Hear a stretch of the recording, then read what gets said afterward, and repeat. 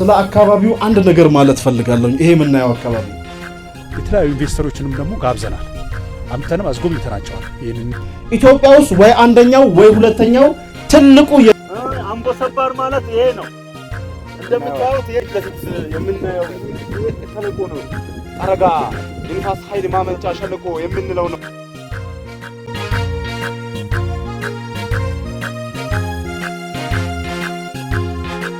ይህ እጅግ አስገራሚና አስደማሚ ውብ መልክዓ ምድር በስልጤ ዞን አልቾ ሪሮ ወረዳ ውስጥ የሚገኝ ነው።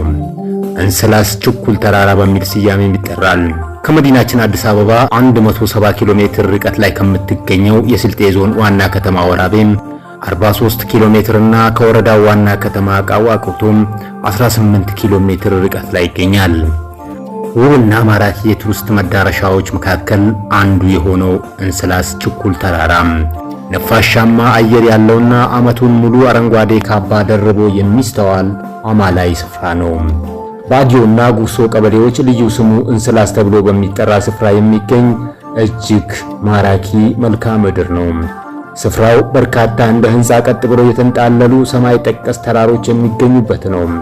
እንስላስ ችኩል ተራራ ተብሎ የሚጠራ ይሁን እንጂ በችኩል ተራሮች ስብስብ የደመቀ ከስራቸው በሚገኙ ኮረብታዎችና ሸለቆዎች ያጌጠ ውብ ምድር ነው።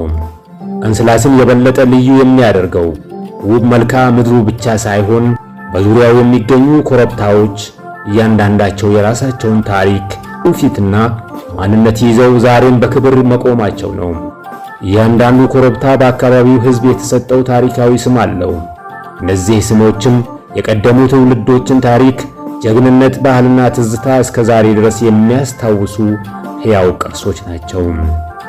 እንኳን ወደ እንስላስ ችኩል ተራራ በሰላም እንኳን ደህና መጣችሁ። ይምጣብኝ አርህቡ አርህቡ አርህቡ። እንስላስ ችኩል ተራራ ማለት ያው እንግዲህ እንደምታዩት አሁን አናቱ ላይ ነው ያለነው። ፓራሹት በአብዛኛው የሚነሳው እዛ የሚታያችሁ የኤሌክትሪክ ሽቦ ፖል ነገር ወይም ከብቶች ነገር አይታያችሁም? ይታያቸዋል። ፓራሹቶች በመኪና መጥቶ እዚህ ተራክፈው እዛ ወርዶ የሚነሱት እሱ ጋር ነው ያው ማዶ። ይሄ ተራራዎች የተለያየ ስም አላቸው በተባለው መሰረት ይሄውን እስኪ ይችን ተራራ ተመልከቷል። ይችኛውን ተመልከቷል። እስኪ ግምት የሆነ እንትን ልጠይቃችሁ ነው። የምን ቅርጽ ያዛች ይመስላችኋል? እዚህ ጋር የግመት የኮርቻ ቅርጽ ነው ያለችው። የኮሬ ትባላለች በስልጥኛ የኮሬ። ተራራው የምን ቅርጽ ያላችሁ ይመስላችኋል? ስራው የበሬ ሻኛ ቅርጽ የላቸውም። የበሬ ሻኛ የፎሌ ቆቶ የሚባለው በዚህ ምክንያት ነው። የፎሌ ቆቶ በስልጥኛ ፎሌ ማለት ሻኛ ማለት ነው። የበሬ ሻኛ ብያቸው። አምቦ ሰባር ማለት ይሄ ነው። እንደምታዩት ይሄ ዳርዳሩ ድንጋያማ ነው። ይሄ የምታዩት በተለያየ ቦታ አጥንቱን ለቃቅሞ መጥቶ አሞራዎች እዚህ ይከሰክሱታል። ሲከሰከስ የውስጡ ቅልጥሙ ይወጣል። ቅልጥሙን ፍለጋ ብለው እዚህ የሚከሰክሱት ከዛ አንፃር ነው አምቦ ሰባር የተባለው።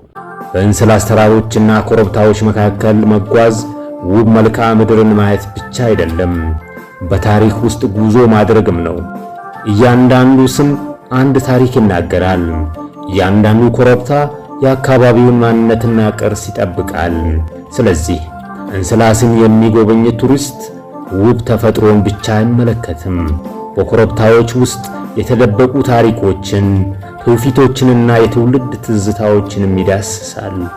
ይህ የተፈጥሮና የታሪክ ጥምረት እንስላስን በእውነት ልዩ የቱሪዝም መዳረሻ ያደርገዋል። ቦታ ፊት ለፊት የምናየው ሸለቆ ነው። አረጋ የንፋስ ኃይል ማመንጫ ሸለቆ የምንለው ነው። በአጠቃላይ የምንጠራው ይሄን ቦታ እንደዚህ ማለት ነው። ሶን እዚህ ቦታ ከፍተኛ ንፋስ ነው የሚነፍሰው። ስለዚህ ይሄን ቦታ ወደፊት ወደ ጥናት አስገብተን ነው ይሄን ቦታ የንፋስ ኃይልን ብናቋቋምበትና አጥንተን ወደ ተግባር ብናስገባው ለስልጤ ዞን ትልቅ ኢንቨስትመንት ሆነው ይጠቅማል ብለን እናስባለን ማለት ነው። ወደ እንስላስ ስንገባ የምንመለከተው የአይንን ውበት ብቻ አይደለም፣ የዘመናት ትዝታ፣ የትውልዶች አሻራና የተፈጥሮ ጥበብ በአንድነት የተሸመነበት ሕያው ምድር ነው። ቆመው የሚታዩት ኮረብታዎች የአፈር ክምር ብቻ አይደሉም። እያንዳንዳቸው የራሳቸው ስም አላቸው። እያንዳንዳቸው ታሪክ አላቸው። እያንዳንዳቸውም የብዙ ትውልዶችን ምስክርነት በጸጥታ ተሸክመው የቆሙ ናቸው። እንደ ስልጤ ደግሞ ምንድነው መጠቀም መቻል አለብን የሚለው ነገር ሐሳብ ተወስዶ በሰፊው ስራዎች እየተሰሩ ነው። አንደኛ እነዚህ የቱሪዝም መስህቦች የት ነው ያሉት? ምንድነው የሚሰራባቸው? እነሱን የሚያገናኝ መንገድ ምንድነው? የማብራት ችግራቸው ምንድነው? በቀላሉ ቱሪስቶች ደግሞ ሊያገኟቸው በሚችሉበት መልኩ እና ሌሎችም መሰረተ ልማቶች መሟላት አለባቸው ብለን እነዚህን በጥናት የመለየትና ችግሮቻቸውን ሲሪየስ ችግራቸውን ከወራቤ ዩኒቨርሲቲ ጋር በመተባበር ሲሪየስ ችግራቸውን የመለየት ስራ እየተሰራ ነው። በእንስላስ የተፈጥሮ ውበትና የታሪክ ጥልቀት አንድ ላይ ይገኛሉ። ተራሮቹ እንደ ዘመን ጠባቂዎች በኩራት ቆመዋል። ሸለቆዎቹ የትውልዶችን ምስጢር በዝምታ ይጠብቃሉ። ሜዳዎቹ የህይወትን ቀጣይነት ያበስራሉ። ኮረብታዎቹ ደግሞ ታሪክ የተጻፈባቸው ተፈጥሯዊ መጽሐፍት ሆነው ይነበባሉ። የማለዳዋ ፀሐይ በኮረብታዎቹ ላይ ወርቃማ ብርሃኗን ስታፈስ ተፈጥሮ እንደ ሕያው ስዕል ትታያለች። የወፎች ዜማ፣ የንፋሱ ሹክሹክታ፣ የሩቅ ተራሮች ግርማና የሸለቆዎቹ ጸጥታ በአንድነት የማይደገም የተፈጥሮ ሙዚቃን ይፈጥራሉ። እንስላስን የሚጎበኝ ሰው ቦታን ብቻ አይደለም፣ በእያንዳንዱ ኮረብታ ላይ ታሪክን ያገኛል። በእያንዳንዱ ሸለቆ ውስጥ ሰላምን ይለማመዳል። በእያንዳንዱ እርምጃ የተፈጥሮን ግርማ ይመሰክራል። እንስላስ ተራሮች የሚናገሩበት፣ ኮረብታዎች ታሪክ የሚያወሩበት፣ ሸለቆዎች ሰላም የሚሰብኩበት፣ ተፈጥሮ በሙሉ ውበቷ የምትገለጥበት የኢትዮጵያ ድንቅ የቱሪዝም መዳረሻ ነው። ስለ አካባቢው አንድ ነገር ማለት ፈልጋለሁ። ይሄ የምናየው አካባቢ አሜሪካ ውስጥ እጅግ እንደው ሁላችሁም ኢንተርኔት እጃችሁ ላይ ያለና ጉግል ብታደርጉ አሜሪካ ትልቁን የቱሪስት ገቢዋን ከየት ነው የምታገኘው ብላችሁ ጉግል ብታደርጉ አሪዞና ውስጥ ግራንድ ካኒየን የሚባል ቦታ አለ። እጅግ ይሄን የመሰለ ጥልቅ ገደል ነው። ትልቅ የቱሪስት ምንጭ ነው አሜሪካ ውስጥ ከሁሉም የበለጠ። ይሄኛው ደግሞ እንደዚህ አይነት ተመሳሳይ እኔ ያየሁት ደብረ ሊባኖስ አካባቢ ነው። ኢትዮጵያ ውስጥ ወይ አንደኛው ወይ ሁለተኛው ትልቁ የግራንድ ካኒየን ስምጥ ሸለቆ ነው። አንድ ጊዜ ይጎብኙት ብቻ ለዘላለም በልቦ ይኖራል። እንስላስ ችኩል ተራራ በማዕከላዊ ኢትዮጵያ እምብርት በስልጤ ዞን ውስጥ የሚገኘው እንስላስ ችኩል ተራራ ተፈጥሮ በቀለም በቅርጽና በህይወት ያሸበረቀችው ድንቅ ስፍራ ነው።